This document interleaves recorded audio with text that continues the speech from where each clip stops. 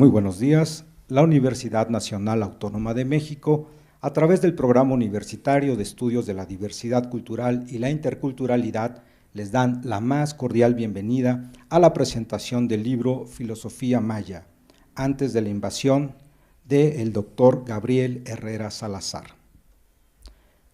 En esta ocasión, en la mesa nos acompañan la doctora Carolina Sánchez García, directora de este programa universitario, la doctora Andrea Kendia Sánchez Cepeda, docente de la materia México-Nación Multicultural, el autor, doctor Gabriel Herrera Salazar, y nuestro moderador, el doctor Ángel Alonso Salas, secretario académico de este programa universitario. Queda en el uso de la palabra la doctora Carolina Sánchez García. Sí. Buenos días a todas las personas que nos acompañan de manera presencial y a través de las redes de este programa universitario. Y bueno, pues solamente saludarlos y abrir este espacio precisamente para la presentación de una obra que nos habla sobre la filosofía maya, pero particularmente pone énfasis en las familias. El tema de las familias ha sido de crucial importancia para este programa. Tenemos ya 7 años de desarrollar el proyecto sobre la familia en las sociedades contemporáneas para dar cuenta de los procesos de transición que ha tenido y todos aquellos factores que inciden en esta transición, y de manera particular es necesario también conocer, en el caso de los pueblos originarios de este país, cuáles son las características e incluso históricamente cuáles han sido las características de las familias, y de ahí la relevancia que cobra la presentación de la obra del doctor Gabriel Herrera sobre filosofía maya.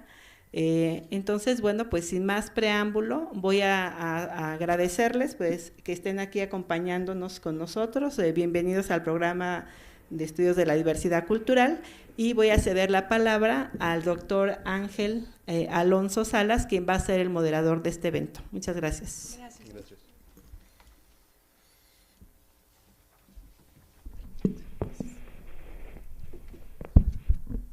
Buenos días a todos y todas.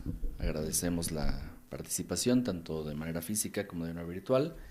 Y quisiera hacer la lectura de la semblanza curricular. Y a continuación les invitamos a que sigan externando sus inquietudes y preguntas en el chat para las personas que están siguiendo la transmisión, y para las personas que aquí nos acompañan, que también preparen sus preguntas que se darán a conocer una vez que termine la presentación del autor, quien me permitiré leer la síntesis curricular. Gabriel Herrera Salazar es doctor en Filosofía de la Universidad Nacional Autónoma de México, con estancia postdoctoral en el posgrado de Humanidades en la línea de Filosofía Moral y Política de la Universidad Autónoma Metropolitana Iztapalapa. Es maestro en Ciencias Sociales y Humanísticas del Centro de Estudios Superiores de la Universidad Autónoma del Centro de Estudios Superiores de México y Centroamérica de la Universidad de Ciencias y Arte de Chiapas, y licenciado en Filosofía de la Universidad Autónoma Metropolitana Iztapalapa. Es candidato a investigador nacional por el Sistema Nacional de Investigadores del CONACYT. Se ha especializado en los campos de ética, filosofía política y filosofía de la liberación. Es autor de los libros Vida Humana, Muerte y Sobrevivencia, de 2015, Ensayos Heréticos, de 2016, Metodología de la Liberación para las Ciencias Sociales, de 2018, y Buscando Fondo en el Vacío y otros cuentos, de 2019. Desde el 2010 es miembro de la filosofía de la Asociación de Filosofía y Liberación, AFIL. Y para el PUIC es un honor contar con la presencia del doctor Gabriel Herrera Salazar. Gracias. No sé si se oye, ¿verdad? Sí, es que yo me siento... Aquí vamos a quitar ¿Cuánto tiempo tenemos? No me quiero extender. Es que como decían que las preguntas también en el chat, si hay posibilidad de que podamos responder algunas, sería fabuloso que nos hagan llegar para tener un diálogo, ¿no? con las personas, las inquietudes. 20 minutos tenemos, vamos a ir administrando eso. porque yo ya, ya no sé ni cómo comenzar. Diríamos que está mal que yo lo diga, pero está bonito el libro, ¿verdad? Cómprenlo, ¿no? No, léanlo. Ahí estamos, en algún momento ya dijimos que vamos a dejar uno aquí. Lo vamos a dejar para que puedan, la gente que quiera leerlo, pueda acercarse a las bibliotecas. Vamos a dejar por ahí en filosofía, ya tenemos uno también en la facultad y vamos a dejar en la biblioteca central para que la gente que lo pueda consultar, ¿no? Bueno, ¿qué les puedo comentar yo? No quiero hacer, autoelogios, ¿no? Voy a, quizás, no sé cómo, para qué público tenga que decirlo, ¿no? Yo quisiera concentrarme en la cuestión de la interculturalidad, ¿no? Y también me hubiera gustado platicarles más cómo fue este trabajo, todo lo que tuvo que intervenir, todo lo que está detrás, ¿no?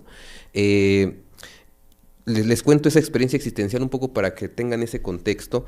Yo llegué a hacer la investigación doctoral con el maestro Enrique Dussel y yo ya venía de hacer un trabajo de estar en las comunidades en el sur, ¿no? Este trabajo finalmente fue también, se llegó cuando se terminó, sin que se fuera publicado, se llegó a trabajar y se mandaron los textos acabados a los 5 caracoles en aquel momento zapatista, ¿no? Entonces nosotros estábamos trabajando directamente allá, ¿no? Con la gente y implicaba muchos desafíos, ¿no? Demasiados desafíos. Hay una parte histórica, que es la introducción. Esta parte histórica, me decía el profesor Dussel cuando lo leía, dice, es muy difícil seguir. Porque son regional, es una región, ¿no? La cultura, los mayas es toda una región, y claro, cuando uno como en el microscopio vas colocando más la mirada en ciertas regiones, cuando vamos bajando del zoom de Google, ¿no? En el mapa, se hace súper complejo, porque hay muchas lenguas, ¿no? Y es muy diverso, y la gente de allá a mí me lo decía, ¿no? Nosotros podemos convivir como en la selva. Es decir, hay muchos árboles, somos distintos, somos diversos y todos estamos aquí, ¿no? Aquí el problema era que no era un problema lingüístico, sino más bien era encontrar el núcleo duro a la idea de qué es lo que hace a todos estos grupos ser mayas, ¿no?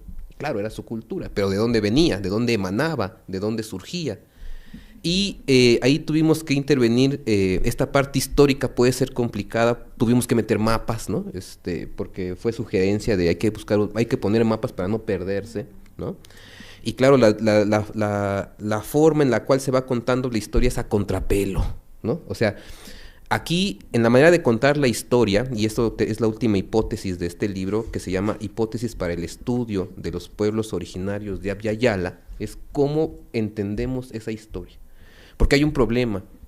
La historia que nos han contado, ¿no? Es una historia de un esquema hegeliano, moderno.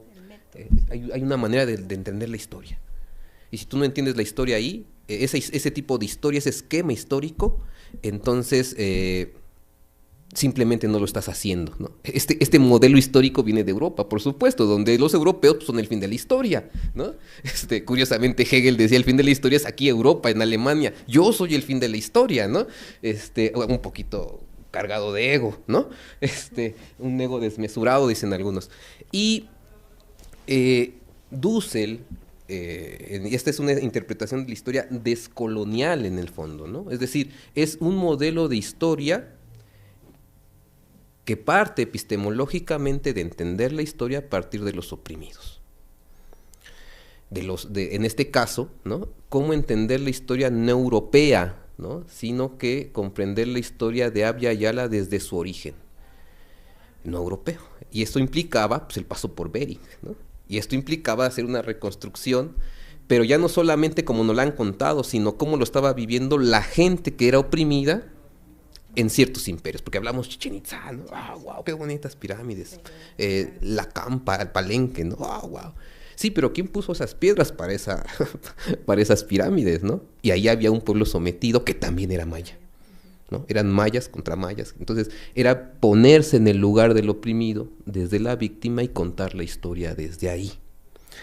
Aquí la primera dificultad histórica en esta primera parte es ¿Y de dónde sacamos esa historia? Porque lo que tenemos son cronistas españoles, europeos, ¿no?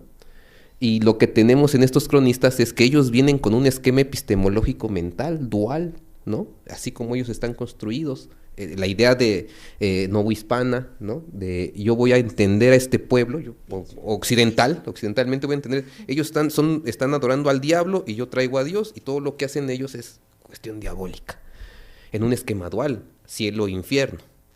Pero yo de pronto uno decía, ¿cómo contar esa historia de aquellos que interpretaron la historia de los mayas, que no tenían la manera de entender a los mayas como realmente eran, ¿no? Porque entre la cosmovisión, en la estructura mental de todos estos pueblos, no solamente los mayas, sino todo el continente de Abya Yala, hay una estructura mental de 13 cielos, ya no es uno, 9 inframundos en el Xibalbá o en el Mitlán, ya no es uno tampoco, no es un diablo, ¿no? Y aparte hay una franja en medio donde estamos viviendo. Esto no cabe en un esquema dual novohispano, de todos estos frailes que llegaron y que tenemos las crónicas, que son valiosas. Pero son valiosas ¿por qué? Pues porque de pronto dan referencia, pero su interpretación de esos hechos es muy parcial, muy cultural, muy mala interpretación. Que me disculpen, pero... Y la gente dice, ¿cómo vamos a entender a los mayas? Hay que leer las fuentes, sí, de los cronistas, sí, sin duda. Pero esto ya está, estos cronistas ya han marcado de alguna manera la historia y nos hacen creer que esa historia es la de nuestros pueblos. Y esto ya hay un desafío, porque entonces, si en algún momento ponemos en paréntesis estas fuentes, ¿qué nos queda? ¿No? Y lo que nos queda es arqueología. Y la arqueología también está cortada por una epistemología moderna, finalmente, ¿no? Pero ayuda bastante, ¿no? Ya en términos científicos, ayuda bastante porque son datos que están ahí. Muchos de los que llegan a arqueología dicen, encontré esto, ¿no? ¿Y qué quieres? ¿Qué dice eso? No sé, mide 20, 30, y le dan medidas y todo, pero ¿qué es eso? También, entonces hace falta ahí una interpretación, y ahí solamente la hermenéutica. Y ahí ya vienen los métodos filosóficos, ¿no? ¿Cómo entender eso? ¿Y desde dónde? ¿Desde la cultura moderna? ¿No? ¿Cómo entender una estela que no tiene nada que ver con el cielo ni con el infierno del Dios y el diablo, de la cristiandad? ¿Cómo entender eso? O sea, había que poner suspenso a muchas interpretaciones. Eso ya fue un desafío. Porque cuando uno presenta esta parte histórica, rompiendo esos tipos de esquemas, ya desde una perspectiva decolonial, pues era un escándalo para muchas estructuras de investigadores que ya llevan mucho trabajo haciendo otras cosas. Era algo que había que proponerlo. Ahora, si ahí está el problema, ¿cuáles son los metodologías para hacer eso? Es otro trabajo, ¿no? O sea, ahí se queda abierto otro trabajo que después, cuando acabe esto, me dijeron, hay que hacerlo. Pues sí, ya lo estoy haciendo, ¿no? Ya estoy trabajando en eso. Me va a llevar bastantes años, por supuesto. Pero el primer desafío desde el capítulo 1 de la historia ya había problemas. ¿No? Ya hacer una historia contrapelo ya era complicado, ¿no? Con todas estas rupturas epistemológicas de la modernidad y los estudios históricos que tenemos también. Había que hacer una interpretación que no había, ¿no? Entonces, ya en este desafío implica cómo le hacemos y el modelo que tomamos es precisamente el de Paul Ricoeur, que más bien yo lo había leído en Enrique Dussel, ¿no? O sea, Dussel lo había tomado en sus primeras obras y decía, este es el planteamiento central, ¿no? Lo que está de fondo en todo este libro, ¿no? Es, nosotros, todo grupo humano, el que sea, en cualquier parte del mundo, todavía muy general, en abstracto, sin que sea maya, sin que sea europeo, cualquier grupo humano, el que sea, en algún momento, por el hecho de ser ya ser humano, es decir, por el hecho de ser Homo sapiens, ya se hacen las preguntas ontológicas. ¿Cuáles son esas preguntas ontológicas para los que no comprenden mucho de ontología? La ontología tiene que ver con el ser, ¿no? Que no me pregunten qué es el ser, ¿no? No lo voy a responder, me voy a quedar en silencio, no sé, voy a dar media vuelta y me voy a ir. Me cambio de banqueta, ¿no? Cuando voy caminando en la calle. El ser, ¿no? El ser, es una pregunta ontológica, es el ser, pero ya en términos concretos, ¿cómo uno se pregunta el ser? Bueno, yo siempre les decía a mis alumnos, ¿no? Imagínense en estos primeros pasos por Bering o en cualquier grupo humano, alguien se pregunta, oye, abuelo, ¿de dónde venimos? Porque ya somos sujetos autoconscientes, Cuando es Homo sapiens, el Homo sapiens es un sujeto que tiene conciencia, y es el único ser, el ente antropológico del que hablábamos, el único ser que se logra hacer estas preguntas de alguna manera, y por eso somos seres culturales, porque tenemos un cerebro que tiene esta capacidad, pero esto lo hace cualquier grupo humano, el que sea, no tiene que ser griego, ¿no? Entonces, cuando alguien se pregunta ¿qué somos? Y el abuelo, la comunidad se siente alrededor del fuego, en comunidades recolectores, cazadores, puede responder, bueno, hubo un Dios. O, no sé, los dioses primeros se juntaron, hicieron toda una serie de cosas y de pronto estamos aquí. Es toda una narrativa construida ya culturalmente que da explicación o que intenta explicar la pregunta ontológica. ¿Qué somos? ¿De dónde venimos? ¿Por qué estamos aquí? Y este tipo de mito, que es el mito de creación, que es una construcción humana y por lo tanto cultural, esta construcción humana lo que hace es ya dar un acercamiento, un sentido de ser. O sea, da sentido a nuestra existencia, porque si no tenemos de dónde venimos, nuestra existencia carece de sentido. Entonces le da sentido, ¿no? Y le digo a mis alumnos, ¿ustedes con qué mito se sienten más cómodos? Con el Big Bang, ¿no?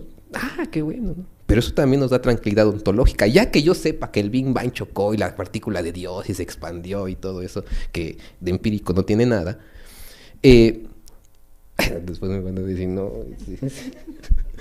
Este tipo de cosas, lo que estamos es un mito que le da sentido a nuestra existencia. En una cultura que le dicen, mira, nosotros venimos del maíz, te da sentido comer tortilla diario en la mesa. Le da sentido en algún momento que haya maíz por todos lados. Le da sentido, ¿sí? No, ninguna interpretación del origen de la vida es, en esta interculturalidad, es superior a otros. Toda cultura humana, la que sea, genera su propia construcción de mito para poderle darle sentido a este modo de estar en la vida. Entonces, esto que estaba planteando Dussel en un principio es, entonces, para entender el modo cultural de alguna cultura en particular, ya no en general, en particular, tenemos que entender ese núcleo ético-mítico. Y Dussel en sus años jóvenes, en Europa, en los 60s, hace 2 libros, el humanismo helénico y el humanismo semita. El humanismo helénico era estudiar el núcleo ético-mítico de la cultura helena, de los griegos, y veía otra vertiente de otro gran núcleo ético-mítico que era el semita, de donde salen el judaísmo, ¿no? Los musulmanes, todos estos grupos, ¿no? Y en algún momento estos dos se convierten en cristiandad. Estos 2 núcleos ético-míticos van a decantar en la cristiandad. Y en algún momento en sus estudios el maestro dice, pero hace falta todavía estudiar el núcleo ético-mítico de los pueblos originarios de nuestra Abya Yala. Cosa que él no hizo. Lo intentó, pero se colocaba como mestizo. Entonces, claro, ponerte como mestizo es un lugar neutro ante una cultura de raíz. Entonces había falta que colocarse en ese lugar, ¿no? Y ahí ya viene el estudio de ético-mítico, como Dussel lo hacía, era precisamente estar en el lugar, ¿no? Conocer la cultura de fondo, qué come la gente, cómo lo come, ¿no? Cómo lo construye, cómo lo narra. Y entonces se pretende llenar ese vacío, ¿no? Y estudiar ese núcleo duro. A ver, y ahí me encontré con otros problemas, ¿no? De todo Abya Yala, ¿no? Lo único que teníamos de cultura material escrita como tal y que se puede hoy leer, eran los mayas. ¿Sí? Hoy ya los glifos, ¿no? que tenemos, ya se puede leer en qué año, en qué fecha, quién estaba ahí, qué personaje hizo, son acontecimientos políticos, ¿no? Evidentemente que están mostrando el poder imperial, ¿no? Aquí gobernó Palenque, Pacal, ¿no? Y después su hijo, y después no sé quién, ¿no? Era una cuestión imperial, pero hay una narrativa ya que hoy podemos leer, y esto no está en ninguna cultura de todo el continente. No está documentada. Hay otro tipo de comunicación, sin duda, hay otro tipo de lenguaje, de comunicación, está ahí, pero los glifos mayas son los únicos que actualmente sabemos que se pueden leer. Y dije, bueno, pues entonces ese es el principio para entenderlo, ¿no? Entonces de ahí salta que teníamos una primer Para entender ese núcleo mítico teníamos que entender cómo surgía todo, y el rastro más lejano estaba en una piedra en Izapa, en el 300 antes de la era común. En esta piedra ya se cuenta cómo se construye el ser humano del maíz, por ejemplo. Esta piedra de Izapa está cerca de lo que fue el territorio olmeca y lo que van a ser los mayas. Y hay otro mural en San Bartolo, en Guatemala, donde habla de lo mismo. Ya es la construcción del mito del universo, y ya están los gemelos. Ya se habla ahí del Popol Vuh. Ahí ya es el Popol Vuh. Este Popol Vuh, con el tiempo, es el origen. Como es el origen, se va transmitiendo oralmente de generación en generación, hasta que llega el 300 antes de la era común y lo plasman en una piedra, y después en un mural. Y después eso pasa a ponerse también en estelas, después pasa a ponerse en códices ya de estos papel amate, para después se pasa a transcribirse en caracteres latinos. Entonces el Popol Vuh no es, por ahí dicen, el Popol Vuh es del siglo XVII, porque lo encontraron los frailes, ¿no? En el siglo XVII lo encontraron escrito en quiché, en Guatemala, pero esa historia no se contó tampoco en el 300 en la piedra, sino que es una historia que viene dándose oralmente desde los primeros pobladores de Abya Yala, allá en el 30.000 antes de nuestra era, cuando pasan por el estrecho de Bering. Es una historia que se viene contando y se viene perfeccionando y se viene conservando. Entonces, cuando tenemos ya el Popol Vuh, decimos, ahí ya está contenido, donde podemos entender qué es todo esto, ¿no? Este es un trabajo también hermenéutico ya de escritura, ¿no? Cómo entender el Popol Vuh, ¿no? Y bueno, ahí ya estas cosas son importantes, porque el principio de, digamos, lo que está de fondo en el núcleo duro es la complementariedad. Hombre-mujer. ¿Sí? Cuento una historia del Carlos Lenkendorf, que también da pie para digamos, el disparador para esta investigación, ¿no? Un día llega Carlos al seminario donde teníamos con el maestro Enrique Dussel. Fue invitado por él, me gusta contar esta historia, ¿no? Fue invitado por él, y pues yo en aquel momento, pues como jóvenes que somos, ¿no? Yo quería irme a Europa, a estudiar a Althusser, a Balibar, ¿no? Rancière, ¿no? Todos estos posmodernos, posmarxistas, ¿no? Y llega Carlos y dice, a ver, él cuenta esta historia, porque él se fue como 10 años allá con ellos, ¿no? Es un alemán que llega a México, aquí en la UNAM, y después se va, deja todo, el doctor tiene su plaza, todo, y lo deja, y se va con los tojolabales a vivir con ellos durante años, ¿no? Y cuando regresa aquí, le cuelgan una medallita, ¿no? No voy a decir más. Puede ser.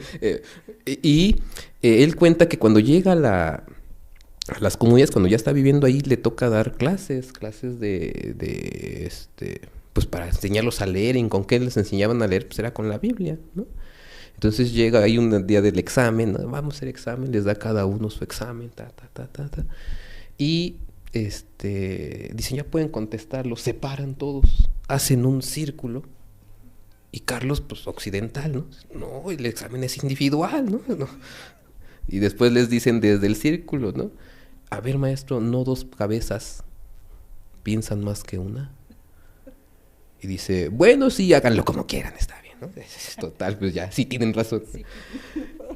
Y después, ¿no? Viene lo peor, bueno, por lo peor, no sé cómo decir, lo peor o lo mejor, porque ya cuando la pregunta del contenido del examen, una de las preguntas era, ¿qué es Dios? Preguntita, ¿no? Ahí les va esta pregunta dominguera. Y entonces ellos responden de una manera contundente. Dice, a ver, para nosotros el Dios único es irracional. No podemos concebir para nada que un sujeto se crea a sí mismo, es totalmente irracional. ¿Irracional por qué? Porque no hay mujer. Para que haya vida y se cree todo, debe de haber un hombre y una mujer. De lo contrario, no existe nada. Por eso el mito del Dios único católico es totalmente irracional. Brutal. Eso estamos hablando del finales del siglo pasado, 1980, 90. Y esto es todavía la base del pensamiento zapatista. ¿Sí? Entonces, todavía en algunas entrevistas y ahí vienen lo que documentamos, compañeros que sufrieron la masacre de Acteal, ellos narran en una parte y citan a los personajes del Popol Vuh Xbalanque. Y uno puede decir, no que esas culturas están muertas, no, están más vivas, pero nos hicieron creer que están muertas. Y su núcleo duro está ahí todavía, y así se vive. Este núcleo duro, lo que planteamos es que el núcleo duro lo que hace es que está en abstracto, ya en el inconsciente cultural, ¿sí? Y lo que hace es que esta estructura va a decantar, a desdoblarse en el nivel práctico. Entonces va a tener, es el modelo de la creación de la familia, de lo que comentabas. Esto es lo que hace que tengamos el modelo de familia.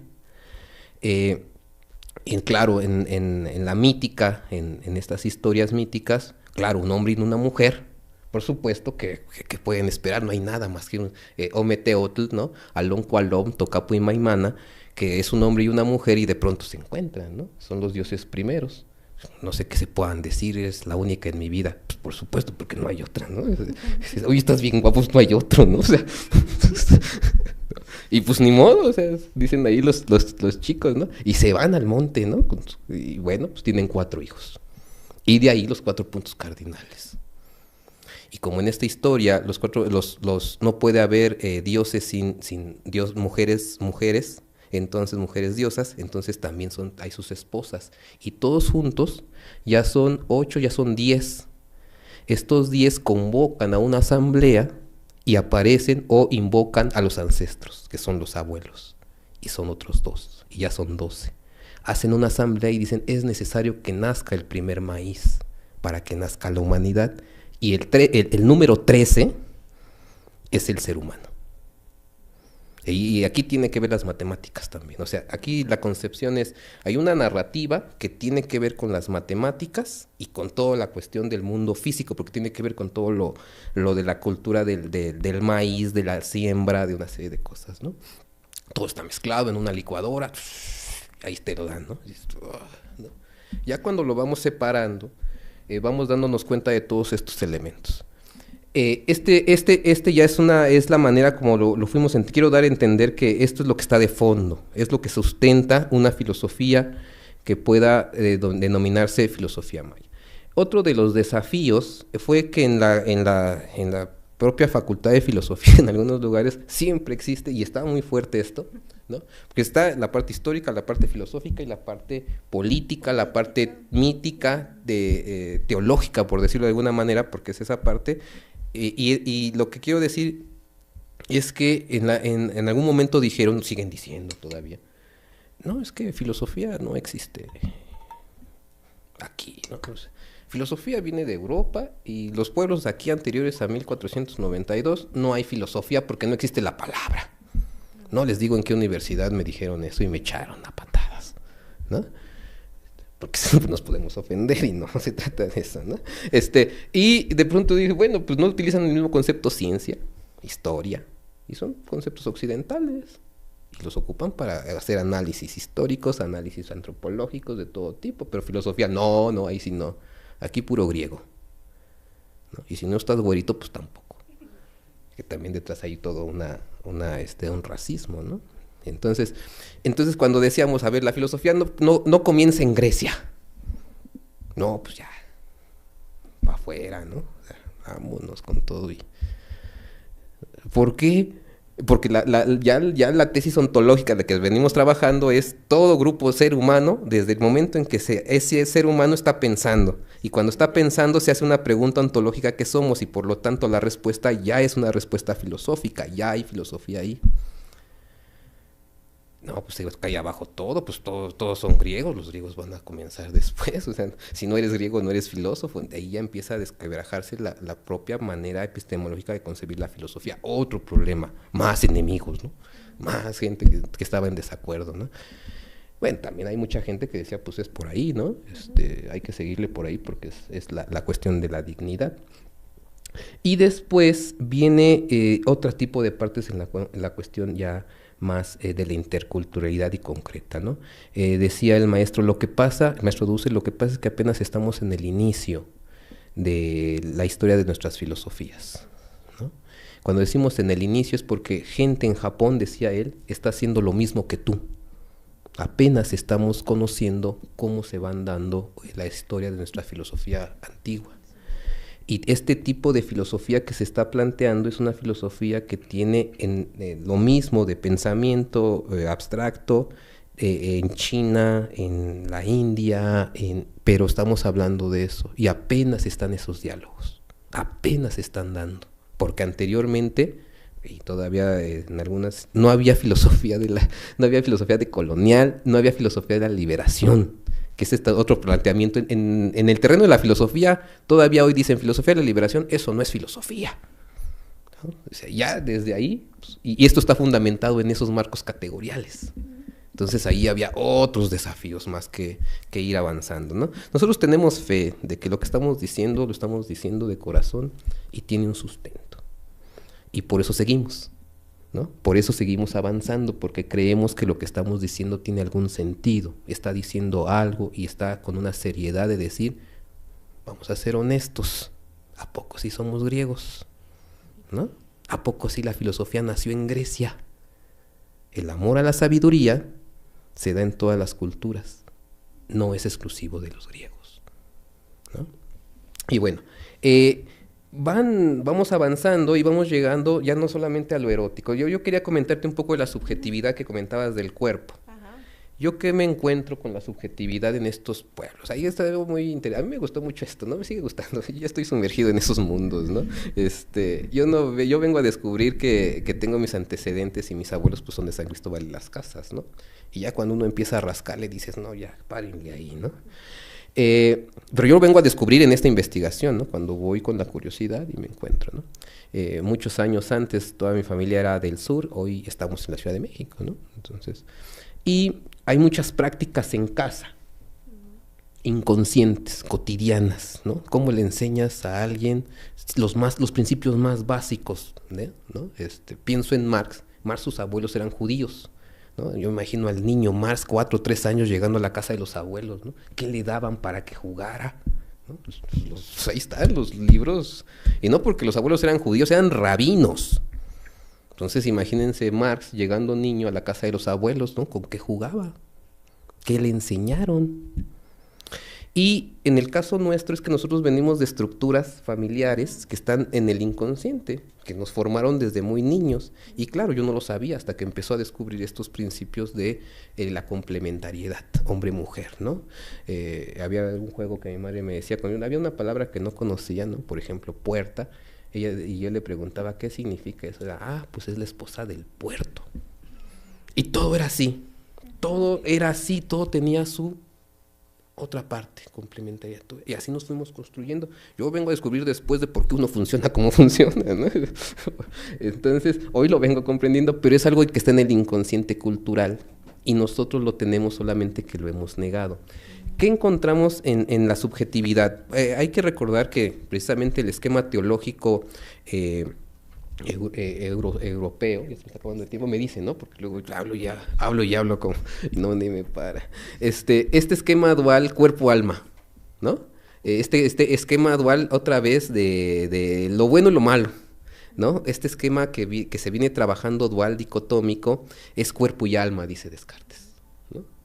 Y cuando yo me encuentro aquí tratando de entender cómo funcionaba la subjetividad, me encuentro que este cuerpo físico hecho de maíz, no vamos a contar la historia, váyanse al Popol Vuh, lo que sea, y este cuerpo de maíz, cuando ya está construido, le soplan los dioses creadores y entonces se genera su chulel en maya. Esta palabra chulel está en todos los grupos mayas, no cambia ni porque sea Tzotzil, o Labal, ninguno, todos hablan del chulel. El chulel es como el alma, se tradujo en la época novohispana, se tradujo como alma directamente. Pero hay un tercer elemento que no está considerado, que es el nahualito. ¿Qué es el nahualito? Es toda una discusión del nahualito. El nahualito es, dicen, en el momento en que tú naces, nace en el instante, en el mismo momento, un animal compañero, real, que está ahí en la selva, en el monte. Ese animal es parte también tuya. Entonces, si alguien en el bosque lastima a un animal, puedes estarle haciendo daño a una persona. No los lastimes. porque es una parte espiritual. Entonces hay 3 elementos, no hay cuerpo y alma, hay chulel, cuerpo y aparte el nahualito. ¿Y esto tiene que ver con qué? Pues que nuestro alma, nuestro corazón, tiene que ver no solamente con lo espiritual que está ahí, sino con todo lo que nos rodea. Entonces, en la medida en que hacemos daño a la tierra, nos hacemos daño a nosotros espiritualmente, pero también físicamente, los dos. Y esto el dualismo no lo capta, no lo puede captar. Lo ridiculiza, lo invisibiliza, no lo ve, ¿no? Y esto hace que este tipo de práctica, ya desde la cosmovisión del cuerpo, ¿sí?, implica que nosotros tengamos que en algún momento proteger la selva, los territorios de Montes Azules, ¿sí? No voy a meter a los territorios de Montes Azules porque si no, quién sabe qué vaya a pasar. Ahí está, ¿no? Entonces, ¿por qué ¿por qué no podemos vender la tierra? Porque la tierra es nuestra madre. Y si la vendemos, estamos vendiendo a nuestra madre, es como si la prostituyéramos. Entonces, ¿cuánto vale tu tierra? No, es que no tiene precio, no la puedo vender, ¿no? No existe el dinero para pagarlo, porque nos da vida, y la vida no tiene precio económico, capitalista de ningún tipo. Y es algo que la gente no logra entender, porque son tan necios. Pues ya te subí ahí 50 pesos para tu tierra, ¿por qué no la vendes? Es que no es eso. Detrás, abajo están nuestros muertos, miles y miles y miles de años de nuestra historia ahí, y tú quieres poner un centro comercial. No cabe la comparación de precio, de intercambio, no existe ahí, es dignidad.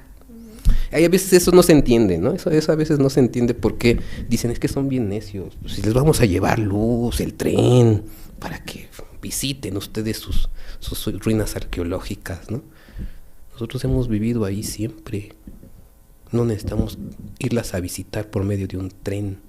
No voy a meter también ese tema, ¿no? Hay tantos temas que no puedo meterme. Y bueno, esto ¿qué quiere decir? Nos lleva también a una política. O sea, este núcleo ético-mítico nos va a llevar a la concreción de una forma de familia, de una política, una manera del nosotros, ¿no? El mandar obedeciendo. ¿Por qué el mandar obedeciendo? Porque no es el que yo mando del soberano, otra vez el yo egoísta, sino es el nosotros comunitario, porque los dioses primero se juntaron en una asamblea y después se hicieron al ser humano, y esa asamblea es la que nosotros reproducimos políticamente, ¿no? Eso también va a decantar en una economía, va a decantar de todas las prácticas que tenemos. Este núcleo duro lo va a hacer. Ahora, este núcleo duro maya, como particular, va a ser también este esquema complementario, que ahí le queremos corregir un poco a Miguel León Portilla, sus alumnos nos van a decir que no, pero esta corrección porque él habla de la dualidad, y la dualidad es un concepto dicotómico que está brincando y chocando, y no se concibe así, se concibe como complementariedad en el abrazo de amor del uno con el otro, y este abrazo de amor genera vida. No es así de que chocamos la dicotomía, y bueno, esas son concepciones, ¿no? Eso, hasta ahí me quedo. Ojalá y haya preguntas, los que están en la transmisión, que nos hagan algunas preguntas, donde, pues lo que sea, lo que ustedes gusten. Gracias.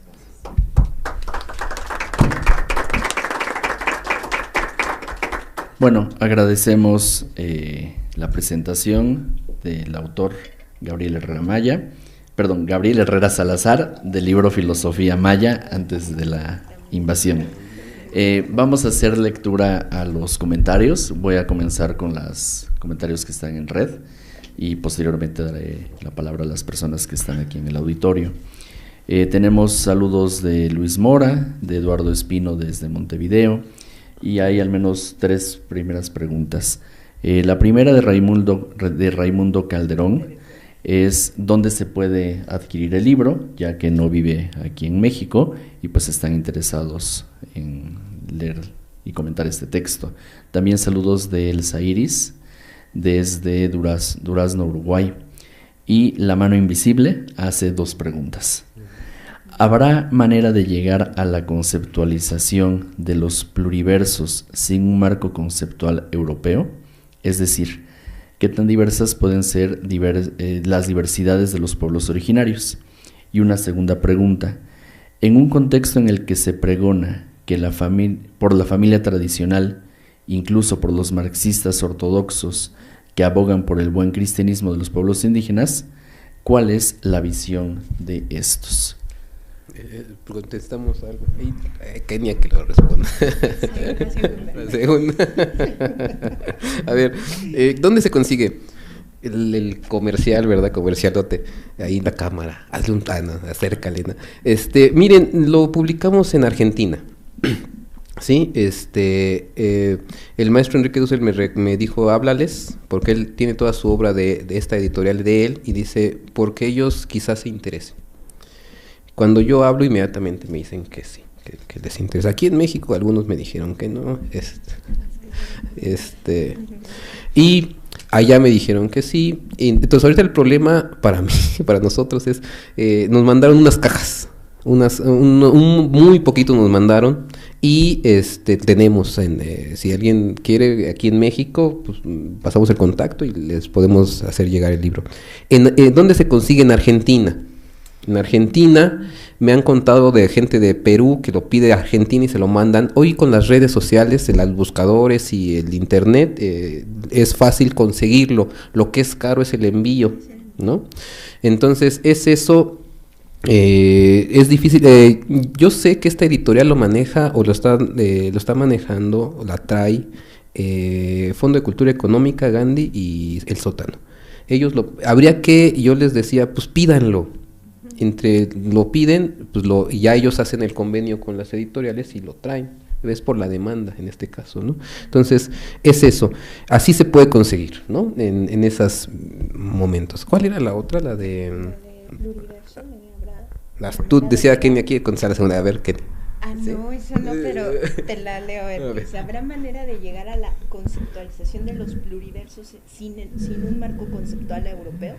¿Qué tan diversas pueden ser las diversidades de los pueblos originarios? A ver, ahí siempre hay un problema, porque y eso lo aclaramos, no tenemos que partir de un punto puro, ¿no? Así, la pureza de nosotros estamos incontaminados, ¿no? O sea, en algún momento también en un grupo me decían yo seré mestizo. Yo decía, bueno, ni entre los mayas había pureza, ¿no? O sea, alguien se iba con alguien de Oaxaca o se casaba, o sea, eso de que soy puro maya, ¿no? Con calma, lo que nos hace de un grupo cultural es nuestras prácticas, ¿no? Entonces, lo que quiero comentar en esto es de que no tenemos que partir epistemológicamente de decir estamos incontaminados, ¿no? Yo siempre hago esta metáfora para este tipo de cosas, ¿no? Nosotros como gente moderna, por ejemplo este libro, ¿sí? Este libro dice filosofía maya y está en castellano, ¿sí? O sea, y nosotros ¿qué hacemos? Tomamos la filosofía como una herramienta. ¿Para qué? Para explicar un mundo que no está en esos conceptos, ¿no? Decía a los compañeros, porque esto se leyó, los intelectuales mayas lo leyeron, lo avalaron, dieron su visto y me dijeron, esto es lo que nosotros pensamos, ¿no? Y lo que se plantea en este punto, ¿sí? Es de que podemos echar mano de las ciencias, ¿no? Las ciencias no son europeas necesariamente, ¿no? Son modernas, eso sí, si ustedes quieren, pero hay un montón de cosas que hay que saber aprovechar, ¿sí? De estos conocimientos en donde estamos, en la universidad. Aprovechar esa universidad y utilizar eso al servicio de, ¿no? Entonces, cuando partimos se puede hablar de estas concepciones del pluriverso sin las concepciones europeas, ¿por qué estamos excluyendo lo europeo, no? Es cuestión de entenderlo interculturalmente, entender esa otra cultura y poder saber que hay elementos que nos sirven y utilizarlos de esa manera, ¿no? Morelos, es la historia que les quería contar. Morelos, en algún momento, en esas de la independencia, ¿no? Llega un joven, está en las montañas y van a asaltar el centro, ¿no? Y llega un joven y le dice, yo quiero participar en la independencia, ¿no? Quiero mi fusil. Y Morelos le dice, a ver, con el catalejo, ¿ves allá abajo? ¿Ves a ese soldado? Sí, ahí lo veo. Ese es tu fusil.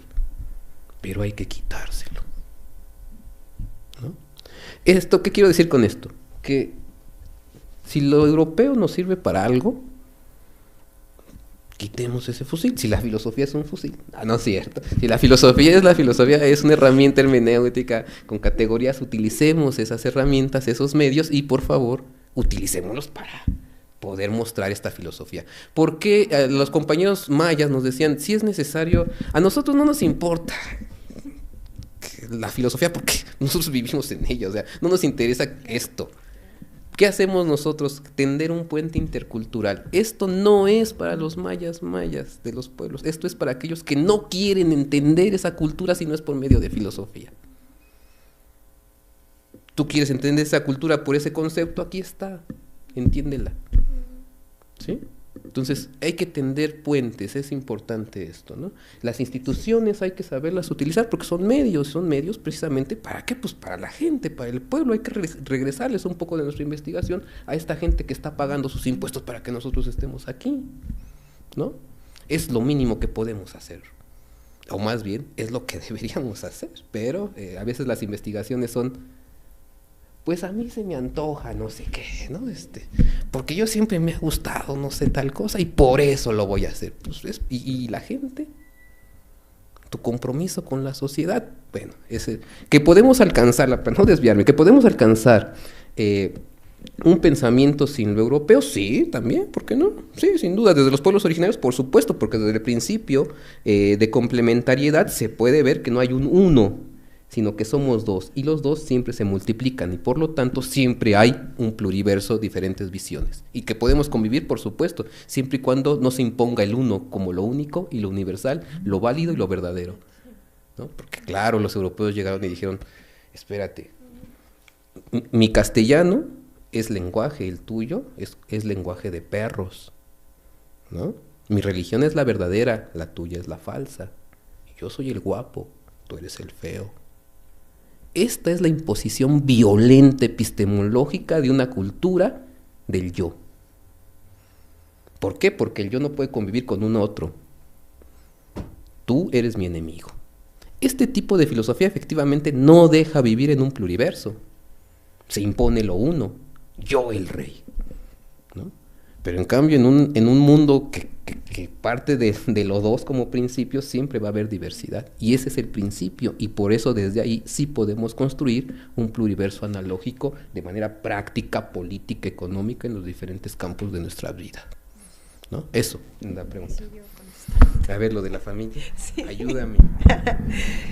Sí, dice aquí, bueno, mano invisible, justo es lo que tiene que, bueno, que estaba diciendo Gabriel y que dijo, yo también incluso aquí comentaba con las compañeras y los compañeros del PUIC, con la doctora Carolina, ¿no? Sería muy bueno construir un material, un libro de familias, un capítulo entero sobre la cosmovisión de las familias de los 68 pueblos originarios, por lo menos los reconocidos hasta ahora, ¿no? Pero justo ya Gabriel nos habló de las dificultades epistemológicas, metodológicas, o sea, son investigaciones de gran calado,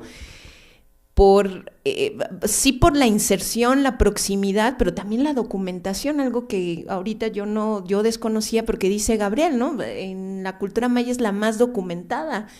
Y sí, seguro sí, a lo mejor la Tenochca por ahí también, no sé, pero y ya hablando como más contemporáneamente, ¿no? Pero sí es una dificultad porque no tenemos la certeza de que haya documentación, ¿no? Y entonces es como construir una investigación también desde otras lógicas, y pues sí sería muy interesante, claro, Mano Invisible dice, bueno, porque la pregunta es ¿cuál es la visión de estos? Entiendo que preguntas por cuál es la visión de las familias de nuestros pueblos originarios. Yo también es una pregunta que me hago, que me motiva, que me interesaría y que creo que sería materia muy interesante de poder trabajar dentro del programa, ¿no? Dentro del PUIC, pero a veces también los presupuestos no dan, o sea, hay que hablar también de toda la realidad, tanto fáctica, ¿no? Factible, material y demás, ¿no? También de recurso humano y demás.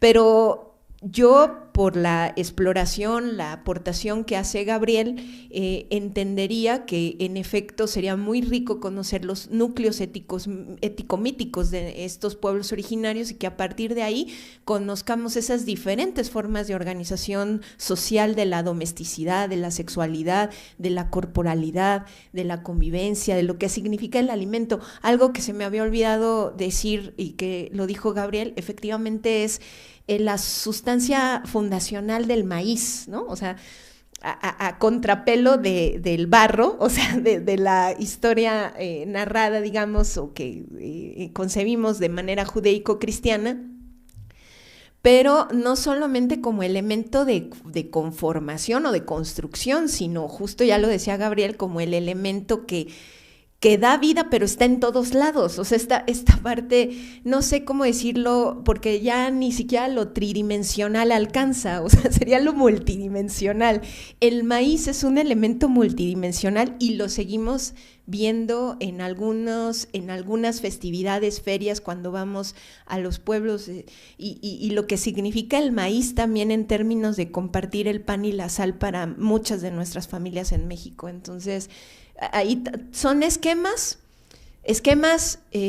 sí parecidos, pero que tienen, por supuesto, diferencias, y eso es también lo que me gustaría aquí apuntalar a partir de lo que dice Mano Invisible, ¿no? Efectivamente, la familia tradicional, también coincido contigo en que a veces es defendida por algunos sectores ideológicos que se dicen de izquierda, pero básicamente, y yo digo que ahorita con este regreso de de ciertos perfiles de conservadurismo y de las derechas, no hay que perder de vista esto que también nos decía Gabriel, ¿no? Que en esa bandera política de seguir insistiendo en un solo modelo de familia tradicional y con ciertas pautas y límites de funcionalidad, lo que se borra también es la diversidad de nuestras culturas, de nuestras historias.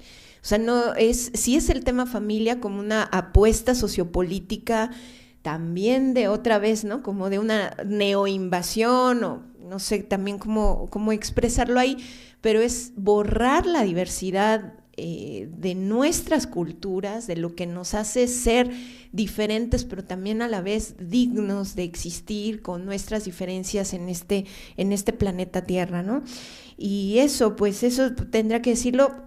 También digo una pequeña, no quiero guardármelo, porque hay muchas propuestas bibliográficas que lanzamos o que proponemos para diferentes escuelas y facultades de nuestra querida Universidad Nacional Autónoma de México, UNAM, pero que no nos publican en la UNAM justo por las posturas que también, pues, no, digamos, pues este es un pluriverso también, ¿no? Desgraciadamente no se materializa el pluriverso y hay decisiones que limitan este tipo de conocimiento. Ojalá este libro hubiera sido publicado por esta universidad, no lo es, pero está en acceso, y también por eso reitero el agradecimiento al PUIC por presentar este libro. Muchas gracias.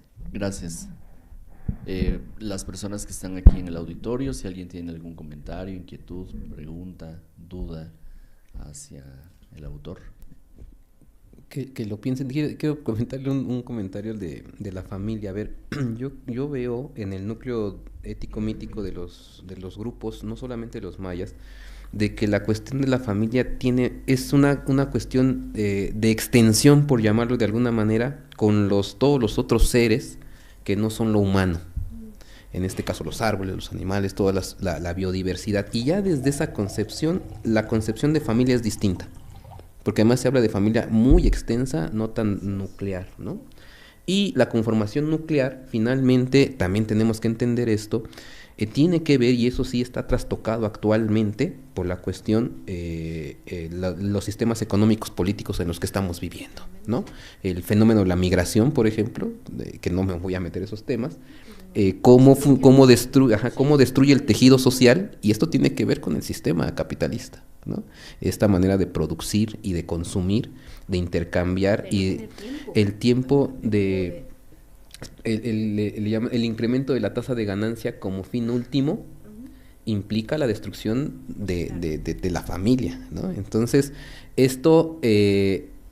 cuando decimos hoy las familias de los pueblos originarios, sí, pero hay que tomar en cuenta que es hoy la construcción de ese núcleo está trastocado y por la imposición de la manera como nosotros estamos viviendo actualmente en este sistema. Y claro, se trata de acomodar siempre, ¿no? Hasta como acomode el lugar, se trata de volver al origen, pero siempre es bien complicado ya en las cuestiones materiales actuales. Pero desde el núcleo, desde la parte que no cambia, la familia no se concibe tan pequeña, es una familia muy diversa, muy grande, ¿no? Donde el perro, donde el gato, donde el árbol, la fruta, todo tiene corazón, ¿no? Y eso es la familia. Bueno, eso, si hay más preguntas de aquí, lo que me van a decir.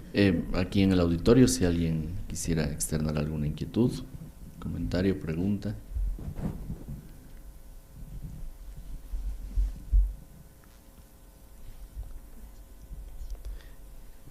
No sé qué. Sí, ahorita te pasan el micrófono para que escuchen en la transmisión. Gracias. Sí, bueno, muchas gracias por Qué bueno que viniste. tan muy buena exposición. Tenía una duda sobre lo que mencionaba sobre esta dualidad, ¿no? Como un proceso dicotómico que se entiende como una lucha o como un choque entre dos fuerzas, entre dos entidades diferentes, ¿no? O contradicción interna o social, o dependiendo. Me hace la pregunta si esto tiene mucho que ver cuando dices el entenderse como complementariedad, como un abrazarse, como más el pensamiento comunitario, como más el pensamiento de estos núcleos éticos míticos. Esto tiene mucho que ver con la cuestión de la categoría de lo analéctico. Ese es el planteamiento, de aquí viene, o es un poco, o es diferente. Digamos que ya ese es el punto, ¿no? Es decir, a ver, hay errores epistemológicos, decimos nosotros, de interpretación en algún momento cuando se concibe, por ejemplo, la dialéctica, ¿sí?, como si fuera dicotómica o cerrada, ¿no? Negro, blanco, y a partir de eso avanza el conocimiento, ¿no? Sin embargo, cuando hablamos ya en este planteamiento, si bien está hombre y mujer, lo ideal, en el plano ideal, es que sea armónico y esté en equilibrio. En el plano de lo celeste, digamos, en el plano de los dioses, pues así es, ¿no? Pero en el plano humano, que ese es el analéctico, es decir, en el momento que pasamos de ese mito ideal o esa estructura ideal, construida teóricamente de alguna manera, el espiritual concreto, diría Marx, cuando pasamos de ese nivel a la concreción, a lo concreto complejo, ahí ese principio se torna complejo, ¿no? Porque en realidad no tenemos el equilibrio perfecto, ¿no? En ningún momento pareciera ser, ¿no? Esta explicación, esto implicaría, ¿sí?, que los sujetos humanos, al ser imperfectos, no podemos tener esa perfección en vida, por lo menos, ¿no? Y siempre vamos a estar, ojo, en armonía, sí, pero también en esa parte negativa de la dialéctica, es decir, en un pueblo puede decir nosotros, pero también nosotros implica que hay un otro que no somos nosotros, y ese otro que no somos nosotros es otra sociedad, otro grupo cultural, ¿sí?, que pueden ser nuestros amigos o pueden ser nuestros enemigos, y ahí entra lo político. El mismo principio funciona en la armonía, pero también cuando hay hostilidad de diferentes grupos, que nosotros se convierte también en nosotros que no somos aquellos, ¿sí? Entonces, este mismo principio implica, vuelvo a repetir, ya en la complementariedad hay reproducción. Cuando es el enemigo, ahí es lo contrario de la reproducción, o sea, ahí hay bajas, ¿no? Entonces, sí podemos utilizarlo en la complementariedad, en esta armonía, y esta complementariedad de alguna manera en una parte negativa, por decirlo de alguna manera, está esa complementariedad, pero es una complementariedad, digamos, ahí sí, para que veas, de dualidad. Yo que no soy el otro, y el otro es mi enemigo. ¿Sí? Ahí ya entra otro tipo de conceptualización, pero no es el origen es la complementariedad. ¿Sí? Eso solamente es una estrategia en algún momento en la vida práctica que se sigue utilizando. No sé si eso fue lo que quisiste decir, ¿no? Lo de la analéctica tiene que ver pasar del plano abstracto teórico. Hay un método que hace una analogía en el nivel nuestro humano. La analogía es una categoría de interpretación para entender este mundo que es el que nos interesa a final de cuentas. Porque el mundo de los dioses, pues ahí está, ni siquiera lo vamos a comprender nunca. Lo que nos interesa es comprender y ahí entra la analogía para comprender desde el mundo celeste. Desde ese esquema celeste aplicamos un mundo, algo analógico que nos permita comprender este mundo de abajo, el mundo de en medio, dirían estos pueblos, ¿no? Eso. Y quizá para construir justo esos principios organizativos de la vida cultural, de la vida social. Y un poco ahorita me acordaba también de algo, Gabo, que el doctor Dussel era muy enfático, ¿no? Los principios de afirmación de la vida, no de la muerte, o no de la división, no de la separación, no de la lucha. Que también ahí hay un sustento de sobrevivencia de nosotros como especie, pero que data en estos registros, ¿no? Muy diferentes a lo que efectivamente se tiene actualmente en este sistema de producción, donde también la economía ha imperado, ¿no? Ha conquistado, ha construido subjetividades neoliberales, ¿no? Y pues tenemos esta parte, ¿no? Sí. Y bueno, para ir cerrando, porque lamentablemente ya tenemos el tiempo encima, quisiera terminar con la lectura de algunos comentarios que existen en redes sociales. Patricia Ramírez comenta: qué emocionante se convierte la plática cuando viene desde la vivencia del descubrimiento del conocimiento. Muchas felicidades por el trabajo. Fonsi Martínez, excelentes comentarios de la doctora Andrea. Centeotul Mendoza, interesantísima postura. Susana Bautista, felicitaciones por la presentación de este magnífico título. Y Dani Velázquez Romero, un saludo desde Bahía, Brasil, excelente presentación. Y bueno, para dar cierre a esta presentación del libro, la doctora Carolina Sánchez García, directora del PUIC, va a dar unas palabras y a entregar los reconocimientos. Gracias. Muchas gracias a todos. Gracias.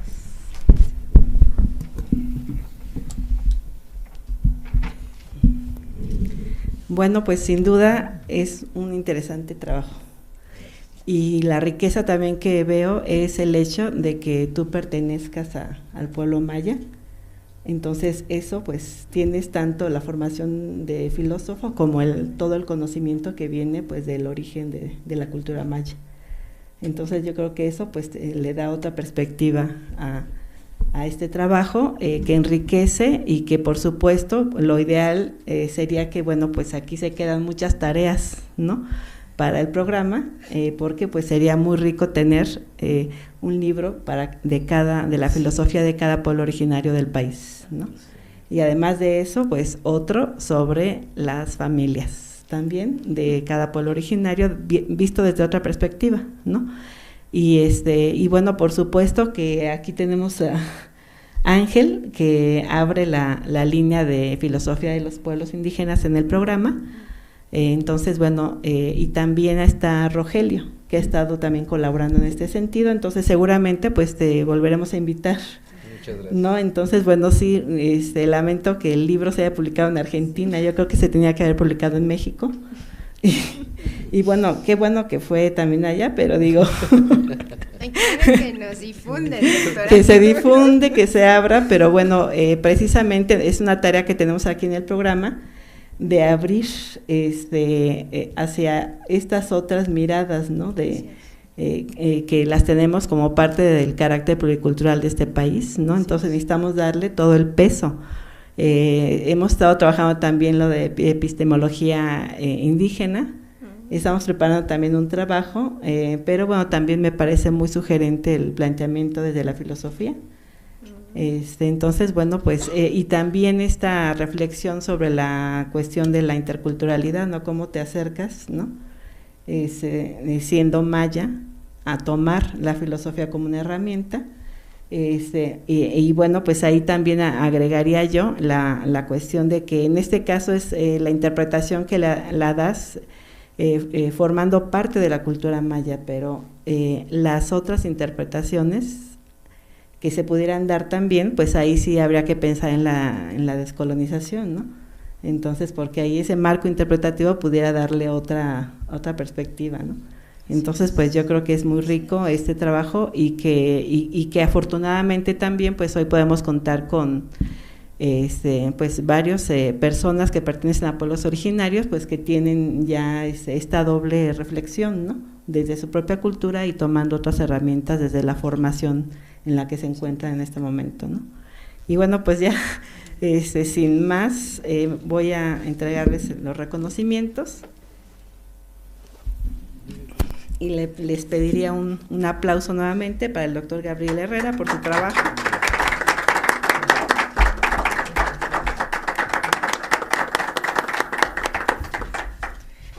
Y para la doctora Andrea Kenia por sus comentarios también, que enriquecieron la reflexión sobre la obra. Gracias, doctora. Gracias. Y al doctor Ángel Salas, que es el que tiene más tarea a partir de la presentación de este libro, también por moderar.